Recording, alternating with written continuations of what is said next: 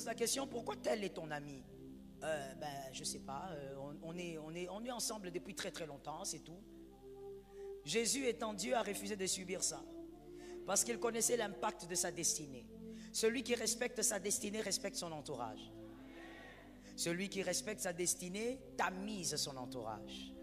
Celui qui respecte sa destinée n'a pas le temps pour des complaisances en ce qui concerne le cercle rapproché. On peut connaître plusieurs, mais on ne fréquente pas plusieurs. On peut connaître beaucoup de gens, mais on sélectionne le cercle le plus rapproché. Pendant que vous m'écoutez, si vous pouvez simplement réfléchir, vous allez constater qu'il y a des choses aujourd'hui auxquelles vous croyez. Il y a quelques années, vous ne croyez pas en ces choses. Mais vous y croyez aujourd'hui à cause des gens qui vous entourent. Et même pour certaines choses, vous y croyez de manière inconsciente. Vous vous êtes retrouvés en train de changer d'avis. Quand est-ce que vous avez changé d'avis? Même vous-même, vous ne le savez pas. Lorsque quelqu'un s'invite autour de vous, il s'invite dans votre vie, faites attention. Votre vie n'est pas un jeu, c'est une destinée. Tu es un roi, tu dois respecter ta destinée. Beaucoup sont enfants de Dieu, mais ont du mal à se réaliser à chaque saison. Parce que tu as un ami qui te fragilise, mais toi tu tolères ça. Un enfant de Dieu à un certain moment doit apprendre à être radical face à certaines choses. Soit tu es avec Dieu, soit tu n'es pas avec Dieu. Il y a des choses avec lesquelles on ne met pas de l'eau dans son vin. L'eau doit rester pure. Le vin aussi doit rester pur.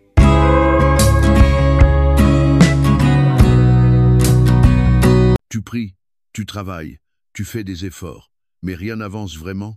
Peut-être que le problème ne vient pas de toi, mais des personnes qui t'entourent. Oui, écoute-moi bien, tu ne réussiras jamais entouré des mauvaises personnes. Certaines présences t'étouffent, te ralentissent, t'empêchent de voir clair. Et si tu ne discernes pas à temps, ta destinée risque de s'éteindre en silence. Dans cette vidéo, la servante de Dieu, Joëlle Gloria Cabassel, va t'aider à ouvrir les yeux sur ton entourage, à identifier les relations toxiques et surtout à comprendre qui Dieu veut placer autour de toi pour accomplir ton appel. Accroche-toi, parce que ce message pourrait bien sauver ton avenir. Abonnez-vous, aimez et partagez afin d'apporter l'évangile de Jésus-Christ aux nations, car il y aura plus de joie dans le ciel pour un seul pécheur qui se repent. Que la bénédiction de Dieu soit votre partage dans le nom puissant de Jésus-Christ. Amen. Proverbe 16, 16. Proverbe 16, 16. Combien acquérir la sagesse vaut mieux que l'or? Dans d'autres versions, on parle du discernement. Combien acquérir l'intelligence est préférable à l'argent? Nous sommes, en tout cas la majorité est derrière l'or et l'argent. Alors que sans la sagesse ou le discernement et l'intelligence, toutes ces choses seront pour vous des opportunités de chute que Jésus accorde plus que l'argent. Le discernement. Que Jésus accorde plus que l'or. Le discernement. Le commun des mortels a dit une phrase qui mérite réflexion. Le commun des mortels a dit que la sagesse n'attend pas le nombre d'années. C'est-à-dire, au fait, pour dire qu'on est sage, ça ne dépend pas des cheveux blancs. Parce qu'il y a le cheveu blanc qui manque aussi la sagesse. Il y a quelque chose que le cheveu blanc a forcément. Voilà pourquoi il est écrit dans l'écriture de Joël. Il est écrit que vos jeunes gens prophétiseront. Vos vieillards auront des songes. Les vieillards ont des songes. Les jeunes gens n'ont pas les songes, ils ont la prophétie. Si on veut aller dans une interprétation stricte, on dirait, il n'est pas appelé aux jeunes gens d'avoir des songes. Il est appelé aux vieillards d'avoir des songes. Et aux jeunes gens de prophétiser. Pourquoi? Parce que lorsqu'on parle des songes, le songe est attaché au discernement.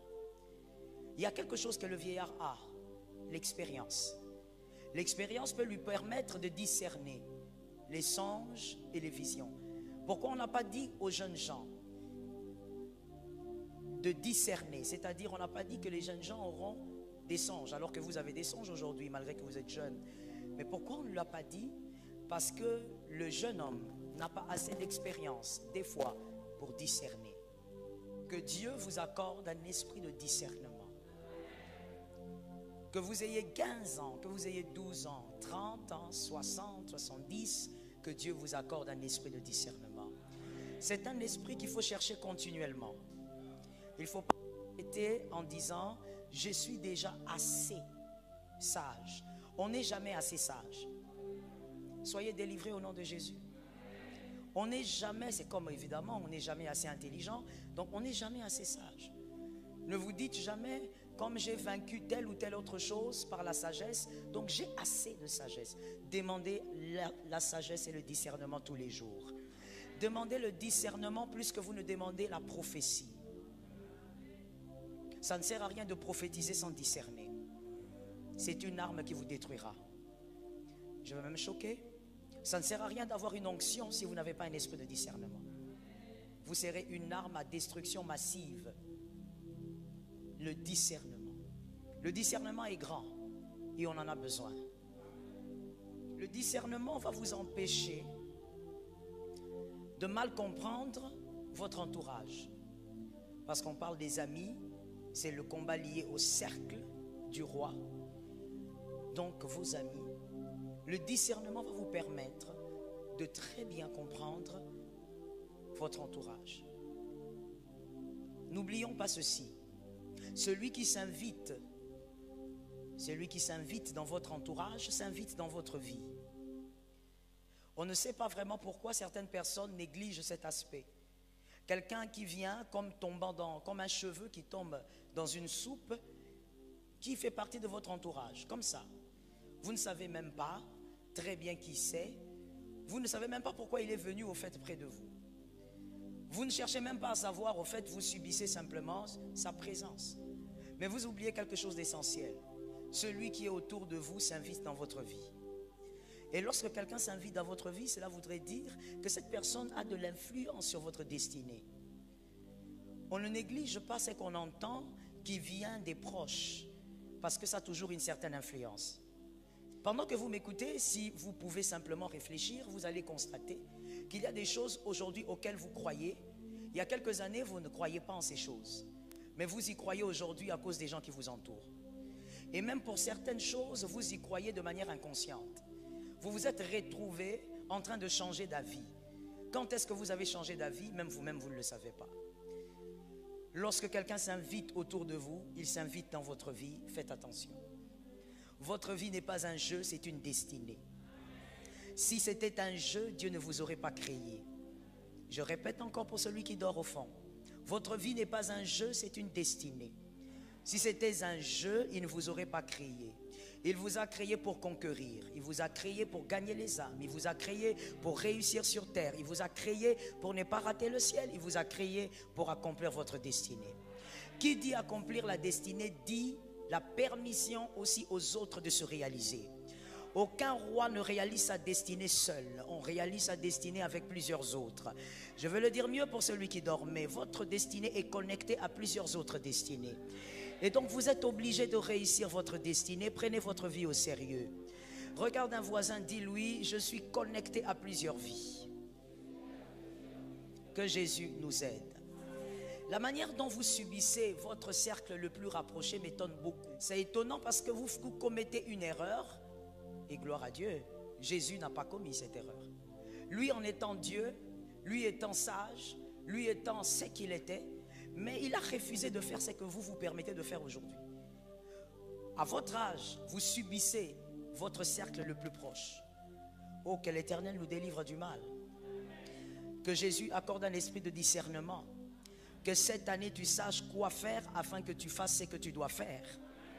Que cette année tu saches qui est qui autour de toi afin que tu saches où est-ce que tu vas.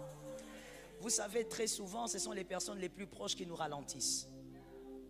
On ne se rend pas compte justement à cause de la chose la plus dangereuse. C'était quoi? Merci, on me suit très bien à gauche. Soyez bénis. La confiance. On ne se rend pas compte. Des fois on cherche les démons, des fois on crie sur les démons. Et même les démons sont étonnés. Ils disent mais pourquoi ils crient sur moi autant? C'est vrai qu'on n'est pas amis, mais qu'est-ce que j'ai à faire dans cette histoire? Tu vas chasser tous les démons du monde, mais le problème, ce n'est pas le démon. Le problème, c'est cet ami que tu ne vois pas qui a commencé à te ralentir. L'amitié est aussi un grand piège. Luc 6, 13. Luc 6, 13. Luc 6, 13.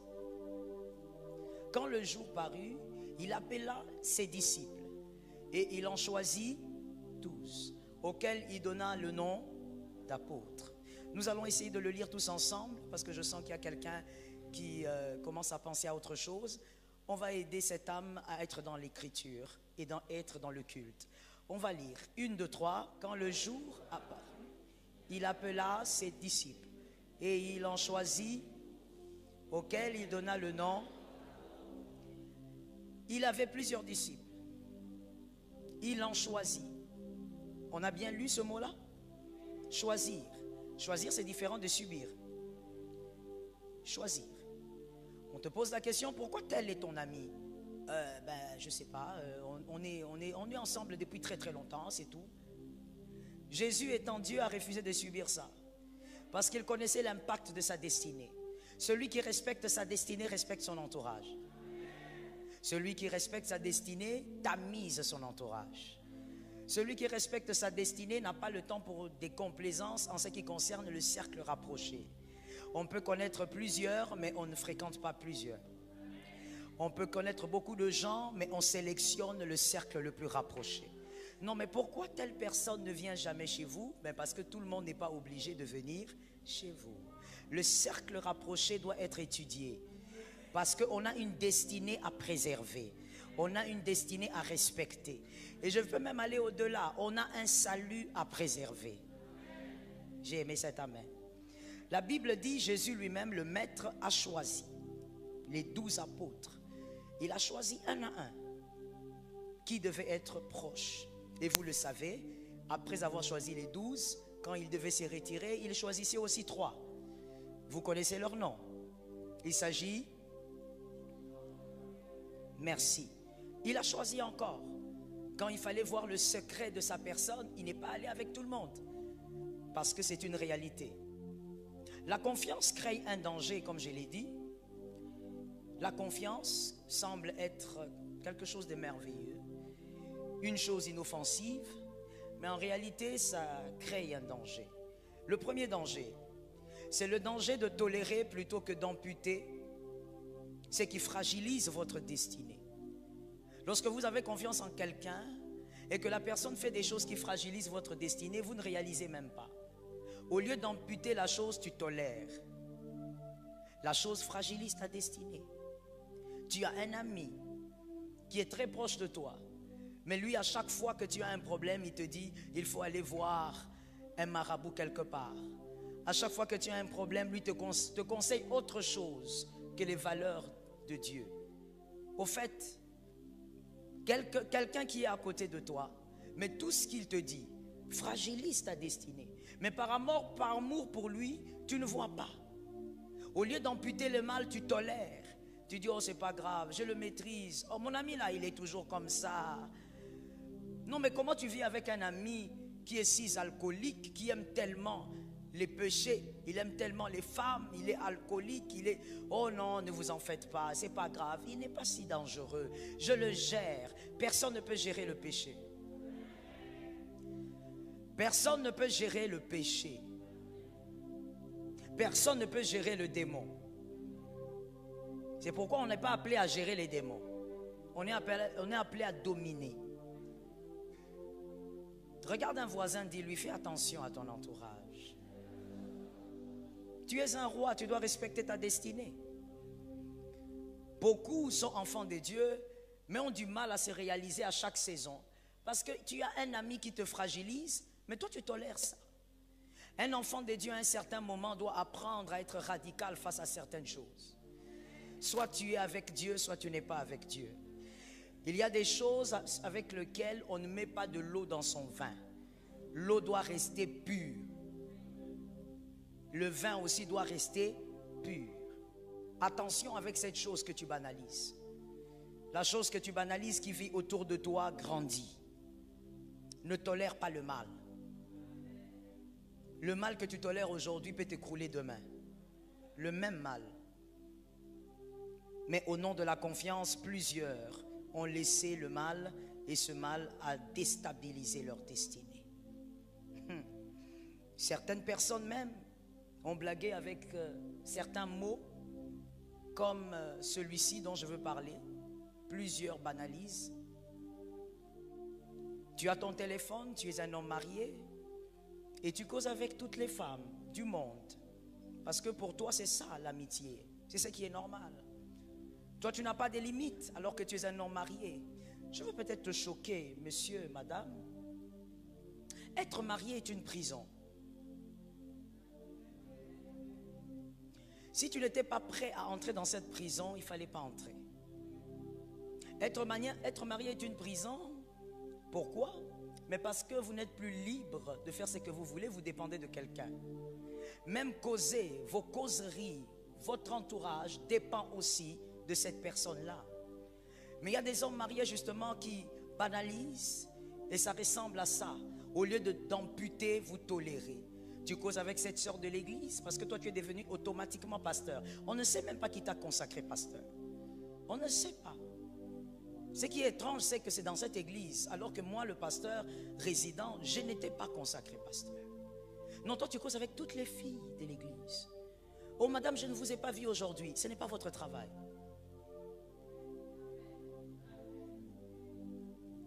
Madame, mais on est frères et sœurs dans l'église. Le lundi, je ne vous ai pas vu. Non, il y a l'évangélisation pour ça. Et vous verrez aussi cette dame, une femme mariée, avec très peu de sagesse, qui va se mettre aussi à faire des rapports à ce monsieur. Non, vous savez, ça va un peu. Le lundi, je viendrai en retard. Et puis voilà, la causerie commence là, tout commence là. Et un jour, c'est à 23h qu'on va se demander, est-ce que vous allez bien? Oui, oui, je vais bien. Ah d'accord, où est votre mari? Oh non, mon mari dort. Et vous, votre femme? Ce qui est bizarre, tous les deux conjoints dorment, sauf vous deux, les deux sorciers. Très étonnant. Voilà un mal que tu tolères et tu banalises, tu dis, il n'y a rien. Je suis mariée. Elle est mariée. On s'est connus à l'église. Qu'est-ce que vous racontez? Pourquoi vous voyez le mal partout? Il n'y a pas le mal. Le problème, c'est que tu causes avec une femme qui n'est pas la tienne et tu causes sans limite. Une femme mariée doit avoir des limites dans ses relations et dans son entourage aussi. Et pareillement pour un homme marié. Sinon, un jour, la causerie banale que je viens de vous présenter là, de celui qui s'est autoproclamé pasteur ici et qui appelle toutes les dames, vous allez remarquer que cette causerie banale, comme vous tolérez le mal, ça va s'amplifier. Et un autre jour, ça sera, mais pourquoi tu ne dors pas jusqu'à 7 heures? Non, je ne dors pas parce que mon mari m'a énervé. Oh, qu'est-ce qu'il t'a fait? Et madame, dans toute la naïveté, vous commencez à raconter ce que votre mari vous a fait, comme si celui à qui vous parlez est votre pasteur. Vous parlez.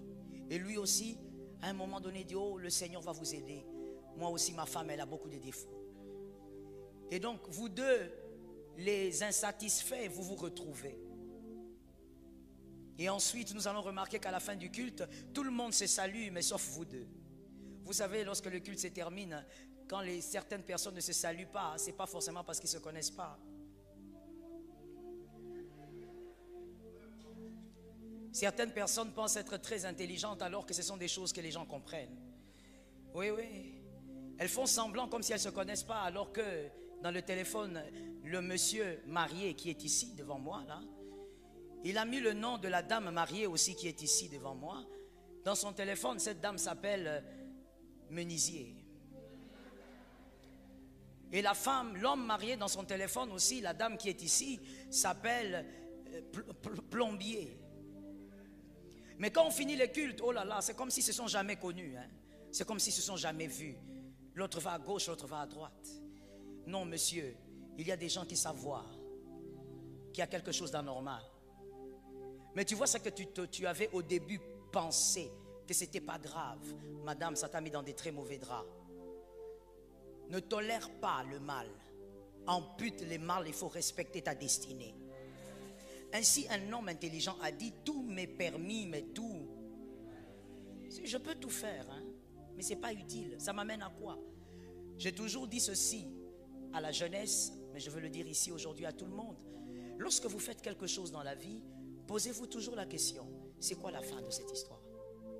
Généralement, les personnes qui font certains dégâts ne prennent pas le temps de réfléchir. La semaine, on avait dit, ne réfléchissez pas seulement quand vous agissez.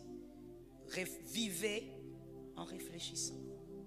Est-ce que tu t'es déjà posé la question? La dispute qu'il y a entre toi et ton frère, bon, d'accord, c'est toi qui as raison. Ça se finit comment? Tu réfléchis aussi à des choses comme ça?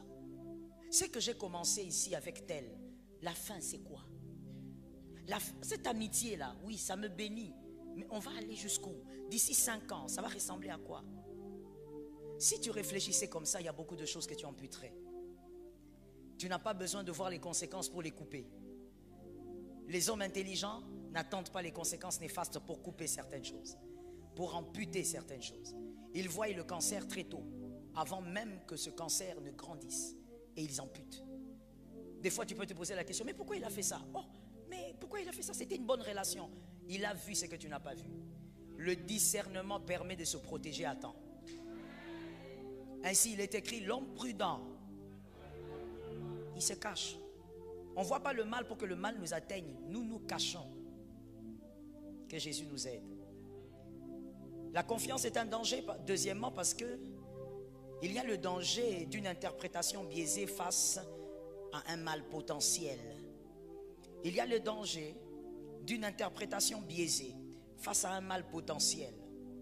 Le mal est devant vous, mais vous trouvez des interprétations. Pourquoi vous avez confiance? Pourquoi vous avez confiance? Vous aimez la personne. La confiance vous a floué. Je répète encore pour celui qui est venu en retard ou pour celui qui dort, on ne dit pas qu'il ne faudrait pas avoir confiance. On dit qu'à la confiance, il faut ajouter le discernement. Si vous avez confiance sans discernement, alors ça ne sert à rien. Recommencez. Reprenez tout. Vous devez avoir la confiance accompagnée du discernement. Un grand esprit de discernement. Ayez plus de discernement que la confiance. Que Jésus nous aide. Lorsque vous avez confiance et que vous n'avez pas de discernement, voici ce qui arrive. Le mal est là. Des fois même, les gens qui sont loin de vous voient le mal. Que mon frère, dans cette relation-là, tu ne vois pas. Non, non, non, mais vous ne voyez pas. Non, il n'a pas voulu dire ça. Mais pourquoi ton ami, quand il est venu devant nous tous là, pourquoi il t'a répondu? Non, pourquoi vous amplifiez les choses? Il n'a pas voulu dire ça. C'est bien de relativiser dans la vie. C'est bien. Ça vous permet de garder les bonnes personnes, c'est vrai. Mais restez toujours dans l'équilibre. Et cet équilibre est créé par le discernement. Lorsque vous n'avez pas le discernement, le mal sera devant vous, mais vous ne verrez rien. Et quelqu'un va dire, il m'a poignardé dans le dos. Non, il t'avait poignardé en face depuis longtemps. Il ne t'avait pas poignardé dans le dos. C'est toi qui as senti la douleur dans le dos. Mais le poignard était déjà sur la poitrine depuis très longtemps. Tu n'as pas vu le discernement. Tu dois savoir aujourd'hui que quand tu chutes, plusieurs chutent avec toi. Quand tu commets des erreurs, tu mets plusieurs en retard. Commettre certaines erreurs crée un retard. Toute erreur ne se termine pas par un relèvement et puis on fonce. C'est pas vrai de dire ça comme ça. C'est vrai, tu te lèves, tu avances, c'est une vérité, mais la totalité de la vérité aussi est qu'il y a certaines erreurs, quand vous les commettez, vous vous mettez en retard. Il y a certaines personnes, quand vous les perdez, vous vous mettez en retard. Vous placez votre destinée dans un retard. Que Jésus vous aide. Voilà pourquoi Jésus a regardé Pierre, il a dit, on vous a réclamé, mais moi j'ai prié pour toi, mon gars. J'ai prié pour toi. Parce que derrière toi, il y a tout un peuple. L'église doit être bâtie. Derrière toi, il y a les Congolais. Derrière toi, il y a les Camerounais. Derrière toi, il y a les Chinois. L'église doit être bâtie. Je ne peux pas permettre au diable de jouer avec toi. J'ai vu qu'il t'a réclamé. J'ai vu qu'il a joué avec toi. Mais moi, j'ai prié pour toi. Parce que je n'ai pas prié que pour Pierre, j'ai prié pour des nations. Dis à ton frère, fais attention à ta destinée, respecte-la. Ne vis pas comme quelqu'un qui est dans l'enfance. Dans la semaine, on a dit, détache-toi de l'enfance. Troisième danger, lorsqu'on a confiance en discernement, les dangers d'être entraîné par un grand mal et de considérer cela inoffensif. Oh oui, on a vu ça plusieurs fois. Le danger d'être entraîné par un grand mal et de considérer cela inoffensif. Parce que vous avez confiance justement en cet ami. Cet ami, il est toujours là pour vous dire, surtout lorsque vous vous sentez déprimé, vous êtes dans la tristesse, il dit viens un peu, on va se dégager, on va un peu vider l'esprit, viens un peu, on va vider notre tête, viens un peu, on va se relaxer. À chaque fois qu'il t'amène se relaxer, il t'amène toujours à la plage. C'est quoi le nom de la plage ici? Esca. Ok. Il t'amène à la plage. Lorsqu'il t'amène à la plage, il n'est jamais seul. Et lui, il te dit, ah mon cher, tu comprends, moi je sais que toi tu es marié, mais bon, moi je ne suis pas marié, moi j'ai ma petite copine ici, hein. On est là ensemble, on va passer des bons moments, et puis bon, tu vas voir, ça va te faire du bien. Et toi tu dis, bon d'accord, je suis avec mon ami, il a sa copine, c'est sa vie, et puis on est dans ce monde bizarre aujourd'hui, où on veut nous imposer une philosophie, laquelle, c'est que personne ne doit juger personne. Et les chrétiens qui ne lisent pas du tout la Bible ont pris encore un verset, l'ont sorti du contexte et ont mélangé cela avec le monde actuel. Ils ont fait une salade sale et bizarre pour dire il ne faut pas juger les gens. Toi, tu n'es pas saint, tu ne dois pas juger. Il est écrit, ne jugez point. Parce que le monde d'aujourd'hui veut vous faire accepter qu'un homme devienne une femme, ne juge pas. Une femme devient un homme, ne juge pas. Quelqu'un qui dit à 12 ans, je sens que je ne suis pas né homme, je sens que je suis une fille, ne juge pas. On vous dit qu'il faut apprendre la sexualité à la maternelle, on dit, ne juge pas. Vous voyez un monsieur qui avait des enfants, qu'on appelait papa, arrivé à 50 ans, il devient une femme, on dit, ne juge pas. Chacun fait sa vie, c'est son corps, le monde actuel. Et ça rentre même dans l'église et le chrétien prenne le verset ne jugez point. Lorsqu'on lit un verset, on lit les versets qui viennent en avant et qui viennent après pour rester dans le contexte du verset. Ce verset ne veut pas dire ce que vous dites. Ce verset ne veut pas dire soyons dans une folie où personne ne peut dire quoi que ce soit parce que chacun a son corps. Vous dites à une fille habille-toi bien, la fille te dit c'est ton corps. Et ce sont des chrétiennes. Et toi tu es là avec cet ami, tu dis c'est sa vie, il a sa copine, moi aussi je suis avec ma femme. Mais après 30 minutes, on va t'amener aussi une fille. Et on va dire à cette fille, mets-toi là, déstresse un peu mon ami. Et quand la fille va venir, elle commence à te déstresser. Elle te déstresse d'abord avec les paroles. Mais toi tu es choriste à l'église. Toi tu es ouvrier quelconque à l'église. Toi, tu es enfant de Dieu tout simplement. On commence à te déstresser avec les paroles. Après les paroles, maintenant, ce sont les mains. Et puis toi, tu commences à enlever les mains. Tu enlèves. Ah, ne me touche pas comme ça, je suis marié. Si tu es marié, qu'est-ce que tu fais là? Le problème n'est pas de te toucher, le problème est que où est-ce que tu es allé? Tu vois le mal qui te détruit. Mais tellement tu as confiance en ton ami, tu dis, c'est pas grave, c'est pas dangereux. Je suis en train de gérer ça. Jusqu'à ce que ça va dégénérer. À cause d'un problème que tu avais pendant quelques minutes. Un enfant de Dieu, lorsqu'il est déprimé, lorsqu'il va mal, il va se plonger dans les bras du Christ. Un enfant de Dieu, lorsqu'il se sent très mal, il se jette dans les bains du Christ. On ne cherche pas d'abord les hommes, on cherche d'abord Jésus. Le schéma, tu ne l'as pas bien compris, mon frère. On cherche d'abord le Christ. On ne cherche pas d'abord les pasteurs, on cherche d'abord le Christ. C'est le Christ qui a des mots pour toi. Regarde un frère et dis-lui, lorsque tu as mal, tu dois aller au bon endroit. Est-ce que tu m'as aidé à lui dire ça? Parce que tu ne sais pas comment il s'est réveillé ce matin. Tu ne sais pas avec qui il a parlé ce matin. L'habit ne fait pas le moine. Même si on reconnaît le moine par son habit. Dis encore à quelqu'un, évite de tomber dans les mauvais bras. Un roi, un enfant des dieux, doit être capable de voir le mal. doit être capable de voir que ce n'est plus normal ce que mon ami me propose. Doit être capable de faire la différence entre l'amitié et sa foi. On est amis, mais même quand on partage la même foi, quand tu touches à ma foi, il faut que tu sois capable de sentir qu'on a touché à ta foi. On a touché aux valeurs de ta foi. Et c'est très important pour nous dans le monde d'aujourd'hui. C'est un monde très bizarre. Je pense que lorsque l'apôtre Paul prophétisait sur ce temps, même lui-même n'imaginait pas ce genre de désastre. Le monde est très mauvais maintenant. Un très mauvais moment. On sent vraiment que l'horloge prophétique du temps de la fin est en train de s'annoncer. Un temps où les valeurs ne sont plus valeurs. Un temps où on trouve normal le mal. Ta foi peut être entachée, ce n'est pas un problème. Pour tes intérêts, tu peux tuer ta foi. Ne touche pas à ta foi. Que personne ne touche à ta foi. Lorsqu'on veut toucher à ta foi, vois qu'on veut toucher à la foi. Parce que c'est cette foi qui te permet de rester debout pendant la vallée. C'est cette foi qui te permet de vivre le miracle de la guérison. C'est cette foi qui te permet d'avancer lorsque personne n'y croit. C'est cette foi qui te permet de saisir l'insaisissable. C'est cette foi qui te permet de vivre les miracles inédits dans ta maison.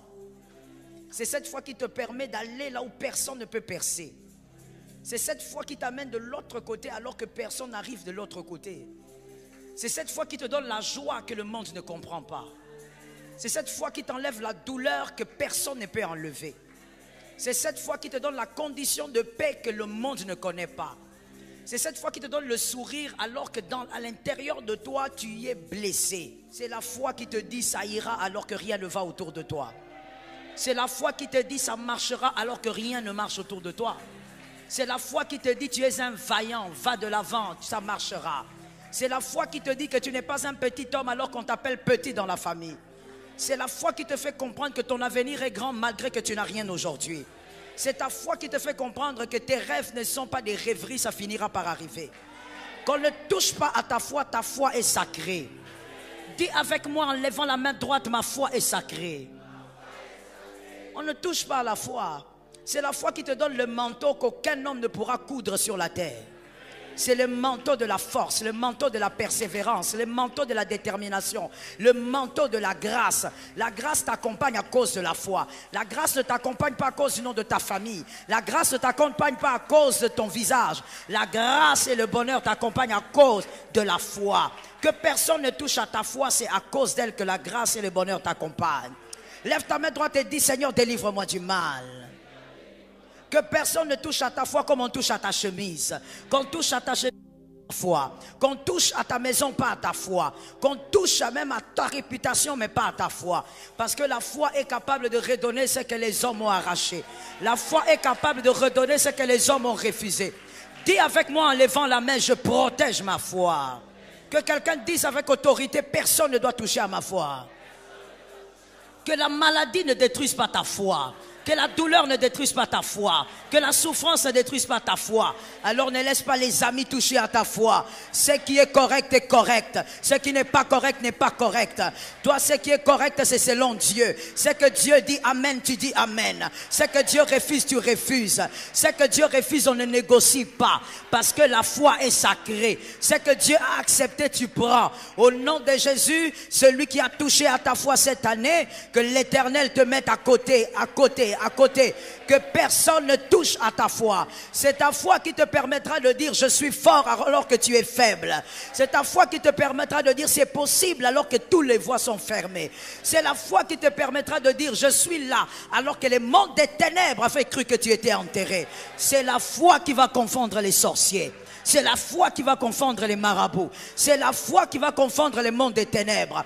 Que personne ne touche à ta foi. Refuse d'être volé, escroqué dans la foi. Lève ta main droite en disant on ne escroque pas ma foi. L'escroquerie spirituelle, nous refusons cela. Que ta foi ne soit pas escroquée. Ce que l'Éternel a dit, garde cela. Ce que l'Éternel a refusé, refuse cela. Tu ne perds rien, tu te bonifies. Que celui qui veut te déstabiliser dans la foi s'éloigne de toi. Au nom de Jésus, je lève ma main, je déclare que celui qui veut détruire ta foi s'éloigne de toi. On ne touche pas à la foi est sacrée. Préserve ta foi malgré tout. Celui qui n'est pas d'accord avec toi, qui fasse son chemin. Lève ta main droite et dis avec moi, je dois apprendre à ne pas craindre les pertes. Assieds-toi avec la grâce. Tu dois apprendre ça. C'est une valeur des grands, des rois. Celui qui va loin doit perdre. Toi, des fois, tu as tellement peur de perdre les gens que tu te dis, tu restes même avec les toxiques. Parce que tu ne veux pas être seul. Tu as une phobie. Tu ne supportes pas la solitude. Tout roi doit apprendre à vivre seul. C'est pourquoi Jésus, même quand il a choisi les trois, à un moment donné, il veut prier, il dit, restez ici. Je vais là-bas seul. Il est allé pleurer là-bas seul. Les grumeaux sont sortis de son corps, les grumeaux de sang. Il était seul. Un roi doit l'apprendre. David a dit, l'Éternel est mon berger. Et plus bas, il dit, quand je marche. Il n'a pas dit quand nous marchons. Toi, tu aimes trop. Tu aimes trop ça. Tu veux le nous partout. Le nous ne peut pas s'imposer partout. Il y a des lieux où le nous doit disparaître. Parce que tu ne dois pas connaître les dieux du nous, tu dois connaître le Dieu de toi. Dire il est le Dieu de Joël, c'est bien, mais c'est le mien. Je l'ai connu de ma manière. J'ai mes expériences. Tu dois connaître aussi le tien. Il est qui le tien? Tu lèves la main, tu dis Jéhovah juré, ce n'est pas le tien celui-là. C'est celui qu'un autre a découvert, cet autre s'appelle Abraham. Aujourd'hui, des siècles après, Abraham n'est plus là. Pour toi, il est qui? Mais à quel moment on découvre qui il est pour soi? C'est dans la vallée quand on marche seul. C'est quand on refuse un peu le nous là. Tu as tellement peur de perdre les gens que tu restes même avec les toxiques. Tu veux le nous, mais le nous limite aussi la découverte de Dieu. Le nous, des fois, amène dans une distraction où on ne peut pas découvrir la personnalité de Dieu, l'intimité avec Jésus. Ainsi, il y a certaines personnes, parmi les moments les plus ennuyants pour eux, c'est l'adoration. Quand on dit adorant, la personne se sent ennuyée parce qu'elle ne sait pas adorer. Celui qui sait adorer, c'est celui qui a contemplé. Celui qui a contemplé, ce n'est pas celui qui est là comme ça. C'est pas ça. La contemplation est une expérience de tout un parcours. Tu as contemplé un Dieu faire des choses. Tu as contemplé l'amour d'un Dieu. Lorsqu'on dit adoration ici, on te coupe de force. Toi-même, tu as envie de continuer. Et des fois même, tu es perdu dans l'adoration parce que tu sais quoi lui dire. Et des fois même, ton silence parle de son amour. Tu penses à son amour. Mais il y a des gens, quand on dit adoration, c'est ça le moment le plus ennuyant.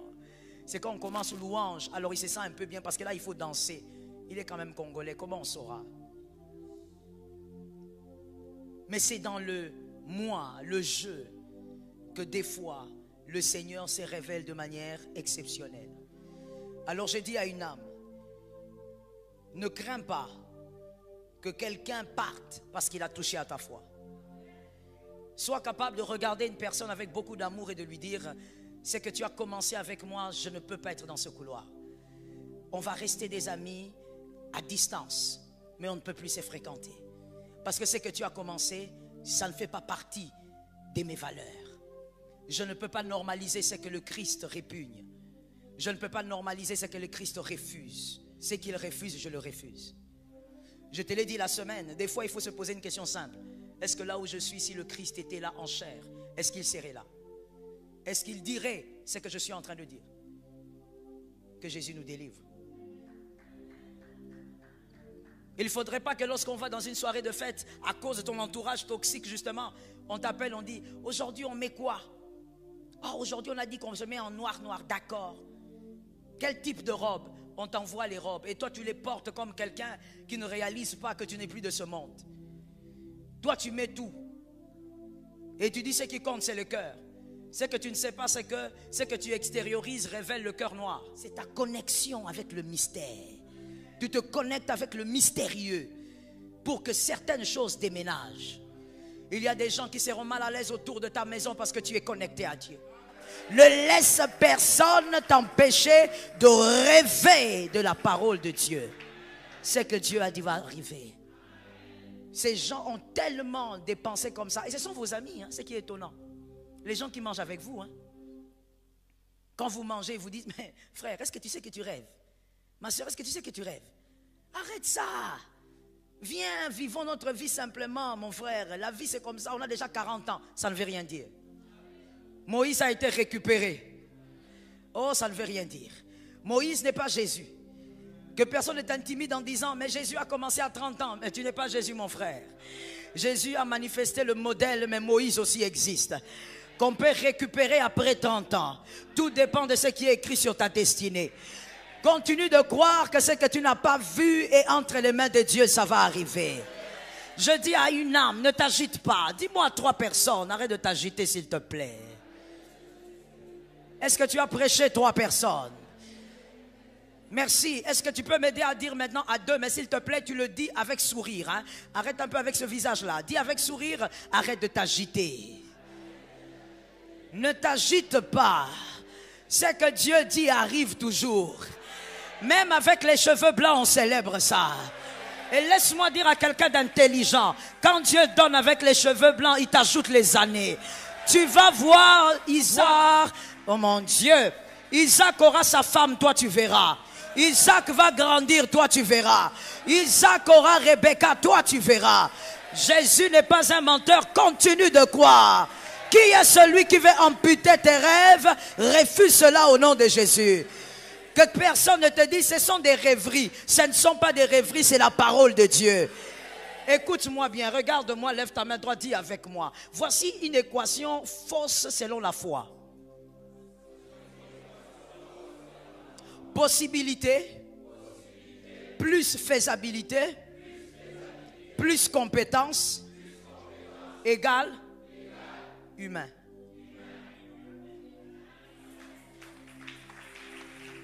Est-ce que quelqu'un a compris? Possibilité plus faisabilité plus égale. Maintenant, on lève encore la main droite. Que quelqu'un dise, voici ce en quoi nous croyons. Voici ce qui nous ressemble. Nous, les rois du royaume. Impossibilité plus réalité biaisée plus médiocrité et faiblesse égale miracle. Miracle. Miracle. Lorsque tu comprends, ce n'est pas Dieu.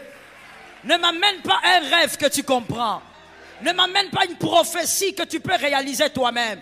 Ce n'est pas Dieu. Dieu, il dit ce qu'aucun homme ne peut calculer. Aucun homme ne peut faire arriver. Ah, je répète pour un intelligent. Ce que Dieu dit, aucun homme ne peut le faire arriver. Quand il te parle, tu as l'impression que le prophète est en train de te critiquer, qu'il est en train de t'insulter. Quand tu regardes ta réalité, tu dis c'est impossible. Mais je dis ça c'est Dieu, ça c'est la main de Dieu, ça c'est l'accomplissement, ça c'est le parler de Dieu. Ce que Dieu a dit est en train d'arriver. Ce que Dieu a dit est en train de s'approcher. Que personne ne tue tes rêves. Dis à 5 personnes, c'est étrange, mais c'est une réalité. C'est une réalité. Mon frère, tu es la surprise de plusieurs. Tu es la surprise de plusieurs. Ce qui est bizarre est possible. C'est bizarre, mais c'est possible. Une ménopausée qui te met au monde, c'est bizarre. Je répète pour un homme intelligent, une ménopausée qui met au monde, c'est bizarre. Une stérile qui enfante, c'est bizarre. Un paralytique malade depuis 38 ans qui reste à un seul endroit peut s'élever en un jour, c'est bizarre. Alors ce qui arrive dans ta vie est bizarre. Mais c'est possible, c'est en train d'arriver, c'est en train de s'approcher, c'est en train de s'installer. Cette année, nous allons acclamer ton miracle. Cette année, nous allons célébrer ton miracle. Cette année, nous allons reconnaître le doigt de Dieu. Nous allons dire, ce n'est pas sa mère, c'est Dieu. Ce n'est pas son père, c'est Dieu. Ce n'est pas la famille. Ah, où sont les propriétaires de la prophétie? Ce n'est pas ta famille, mais c'est Dieu. Papa est déjà mort, Dieu n'est pas mort. Maman est déjà morte, Dieu n'est pas mort. Le diplôme, tu n'as pas pu l'avoir, mais Dieu est vivant. Dieu va accomplir, Dieu va le faire. Jésus n'est pas mortel, Jésus n'est pas un homme. Ce qui est étrange est sur le point d'arriver. Tu vas célébrer ce que l'homme ne peut pas expliquer. J'attends sur vous là derrière. Ce que l'homme ne peut pas interpréter, c'est ce que toi tu vas vivre. Jésus ne se mélange pas aux hommes. Ce que le médecin peut faire, il va laisser les médecins. Ce que l'avocat peut faire, il va laisser à l'avocat. Ce que le magistrat peut faire, il le laisse au magistrat. Ce que le ciel seul peut faire, lui, il va le faire. Quand la terre a fermé les portes, Jésus peut le faire. Quand le ciel a fermé, Jésus peut parler. Quand les hommes te repoussent, Jésus récupère. Je prophétise que cette année, tu célébreras l'impossible. Lève ta main droite et dis avec moi. On va le déclarer cette fois. Je ne sais pas comment, mais je sais que c'est possible. Est-ce que tu es d'accord avec moi? Les anges sont dans la salle. Je ne sais pas comment, mais je sais que c'est possible. On y va. 1, 2, 3. Avec autorité. 3. 4. 5 avec foi. Pense à ta vie. 6. 7. Marabashayama. Prophétise, tu le sais, tu le crois. Tu n'as pas besoin qu'on t'encourage. Tu sais de quoi tu parles. Marezeyama sheta. Marebai. Au-delà de la honte, c'est possible que Jésus agisse. Au-delà de l'humiliation, c'est possible que Jésus agisse. Au-delà, au-delà, au-delà, au-delà. Prophétise mon frère. Prophétise ma soeur. Ce n'est pas impossible. Jésus n'est pas un homme.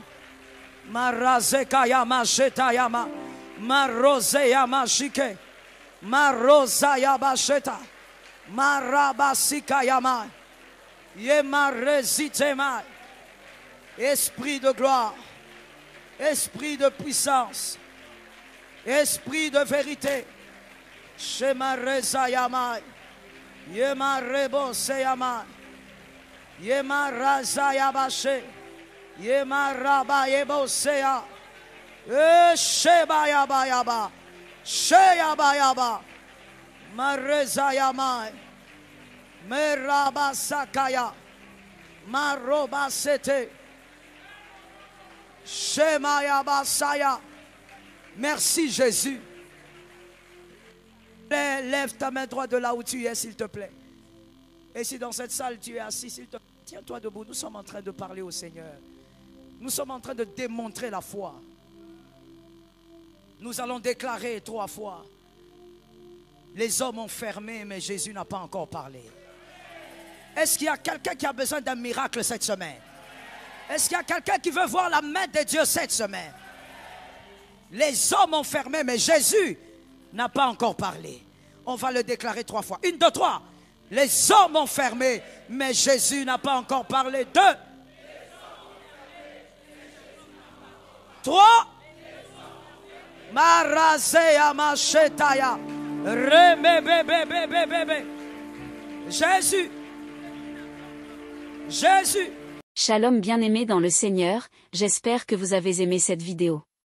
Abonnez-vous et partagez pour porter l'évangile de Jésus-Christ aux nations. Merci de faire partie de notre famille merveilleuse Jésus-Christ. Que Dieu vous bénisse abondamment.